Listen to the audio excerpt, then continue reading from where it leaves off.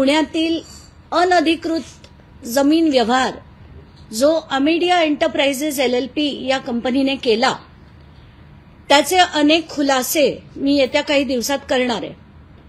आज त्याची सुरुवात मला या GR पासून करायची। हा GR आहे ती जी समिती नेमली गेली आहे या व्यवहाराची चौकशी करायला त्याच्यातल्या सदस्यांची। यापैकी 6 पैकी 5 सदस्य हे पुण्यातले आहेत आणि पुण्यातले असताना पुण्याचे पालकमंत्री अजित पवार असताना महाराष्ट्र राज्याचे उपमुख्यमंत्री अजित पवार असताना ही कमिटी चौकशी करू शकेल का, निष्पक्ष चौकशी करू शकेल का। म्हणून माझी पहिली मागणी आहे की अजित पवार यांनी उपमुख्यमंत्री पदापासून आणि पालकमंत्री पदापासून ताबडतोब राजीनामा द्यावा।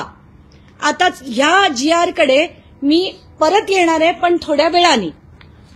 आता पहिली गोष्ट, हा ते 300 कोटीला घेतलं, त्याच्यावर स्टॅम्प ड्युटी भरलं नाही, अमुक तमुक तमुक।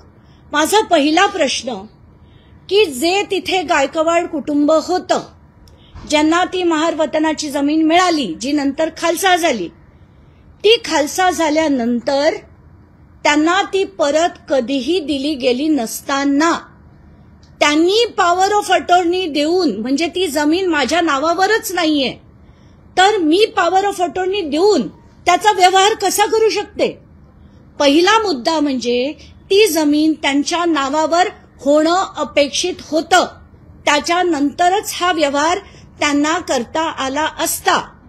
पण शीतल तेजवानी नावाची व्यक्ती ही 11,000 रुपये 30 डिसेंबर 2024 ला भरते, त्याचं पत्र ती कलेक्टरना पाठवते 30 डिसेंबर 2024 ला आणि 30 डिसेंबर 2024 पासून कलेक्टर त्याच्यावर कुठल्याही प्रकारची कारवाई करत नाही। तर अशा कलेक्टरना तात्काळ निलंबित केलं पाहिजे। मुद्दा नंबर 2, ही जी so called power of attorney आहे ती सुद्धा रजिस्टर्ड नाही। तर कायदा असा म्हणतो की जेव्हा विक्रीचा व्यवहार असतो आणि विक्रीची सही करायची असते तर ती power of attorney he registered लागते, तर ही पॉवर ऑफ अटॉर्नी रजिस्टर्ड नव्हती।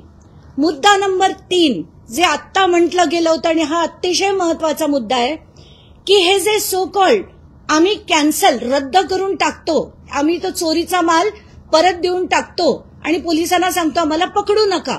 तुमचा राजीनामा पदावर असाल तर निपक्षपाती चौकशी होणार नाही, तुम्ही राजीनामा द्यावा। माझ्या सद्विवेक बुद्धीला स्मरून मला जे योग्य वाटेल ते मी करीन।